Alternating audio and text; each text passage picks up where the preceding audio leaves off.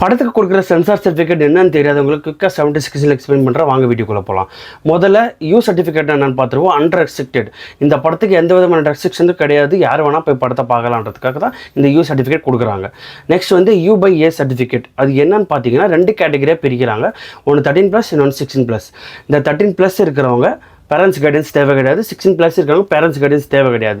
அதே 16 ஏஜ் கீழே இருக்கிறவங்க 13 ஏஜ் கீழே இருக்கிறவங்க பேரண்ட்ஸ் கைடன்ஸ் ஸ்ட்ரிக்ட்லி வேணும். அந்த பேரண்ட்ஸ் கைடன்ஸ் எல்லாமே இந்த படத்துக்கு போகக்கூடாது காரணத்துக்காக தான் U/A 13+ and 16+ன்னு கொடுத்துருக்காங்க. நெக்ஸ்ட் வந்து ஏ சர்டிஃபிகேட். ஏ சர்டிஃபிகேட் பொறுத்த வரைக்கும் அடல்ட் கண்டென்ட் அதிகமாக இருக்கலாம். 18+ மேலே இருக்கிறவங்க தான் இந்த படத்தை வாட்ச் பண்ணுற மாதிரி ஸ்ட்ரிக்டாக அவாய்ட் பண்ணியிருப்பாங்க.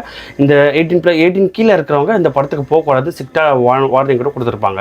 நெக்ஸ்ட் வந்து எஸ் சர்டிஃபிகேட்னு பார்க்கும்போது அது வந்து சயின்டிஸ்ட்டு டாக்டர்ஸ் இந்த மாதிரி எக்ஸ்பெரிமெண்ட்டில் ஒரு படத்தை எடுத்திருப்பாங்க. அவங்க பார்க்கறதுக்காக மட்டும் தான் ஸ்பெசிஃபிக்காக இந்த எஸ் சர்டிஃபிகேட்னு கொடுத்துருப்பாங்க. இந்த விஷயம் உங்களுக்கு புதுசாக தெரிஞ்ச மாதிரி இருந்துச்சுன்னா லைக் சப்ஸ்கிரைப் கேட்கவே மாட்டேன். நான் வந்து இந்த படத்தை போஸ்ட்போன் பண்ணதால் எனக்கு கொஞ்சம் மன உளைச்சலாக இருக்குது. இந்த வீடியோ புதுசாக இருந்துச்சுன்னா கமெண்ட்ஸில் கமெண்ட் பண்ணுங்கள் இந்த வீடியோ பற்றி. அடுத்த ஒரு கண்டென்ட்டில் சந்திக்கலாம். அடுத்த பை ஃபிலிம்ஸ்க்கு கார்த்திக்.